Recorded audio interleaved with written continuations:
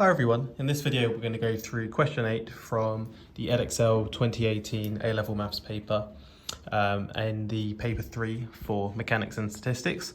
So in this one we're in the Mechanics section and we've got a question on vectors.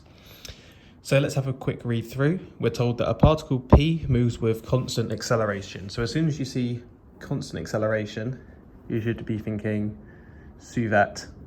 We're going to use some sort of Suvat equation here. We're told that at time t equals 0, the particle is at O and is moving with velocity 2i minus 3j. And at time t equals 2, P is at the point A with position vector 7i minus 10j. So what have we got? We've been given an initial velocity, we've got time, and we've got a position, and we want to show that the magnitude of the acceleration of P is 2.5 meters per second squared.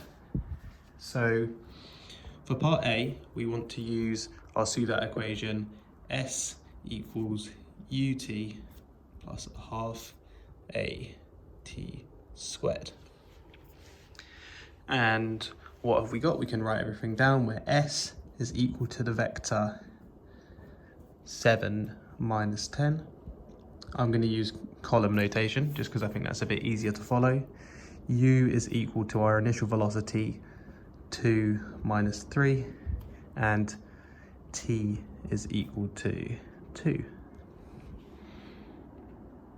So if we let a be the vector we're trying to find, we'll say a is equal to the vector xy, and then we can solve to find the values of x and y.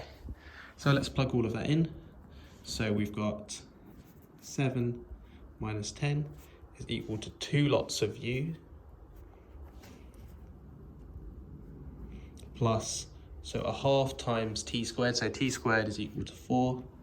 So a half times t squared is just 2 again, 2xy. So now we can rearrange, so that means 7, take away 2 times 2 is 4, so that's 3. And then negative 10 plus 6 is equal to negative 4. Equals 2 times xy.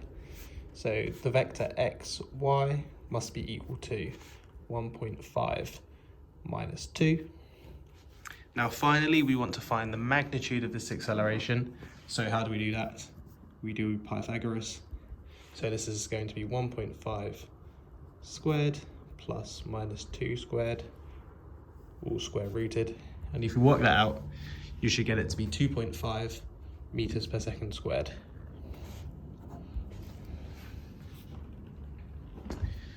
Now for part B, we're told that at the instant when P leaves the point A, the acceleration of P changes so that P now moves with constant acceleration 4i plus 8.8j meters per second squared. And at the instant when P reaches the point B, the direction of motion of P is northeast. Find the time it takes for P to travel from A to B. So if we think about northeast, what does that represent? So if we do a quick sketch up here.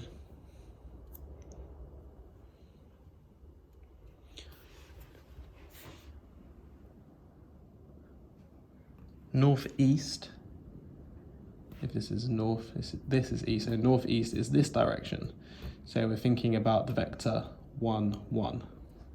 Or some multiple of that. So let's write down everything we've got again. A is equal to 4, 8.8. U in this case is the final velocity from last time. No, U is from before, 2 minus 3. And the new acceleration, we've got that written down.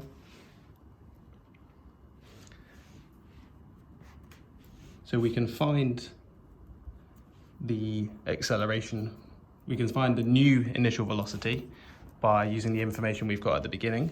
So V, we know is going to be equal to V equals U plus AT, where this is referring to the previous bit.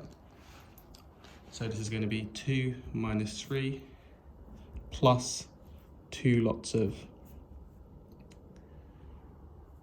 1.5 minus 2.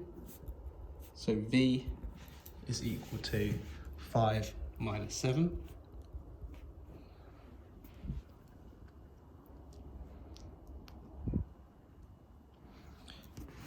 So now for the second part of the motion, so this is from origin to A.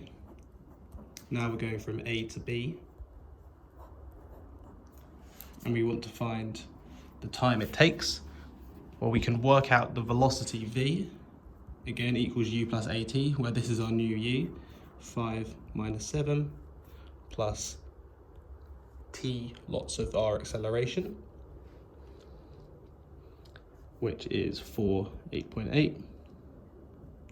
So let's combine that into one vector, 5 plus 4t, and then minus 7 plus 8.8t. Now, like we said before, it's moving northeast.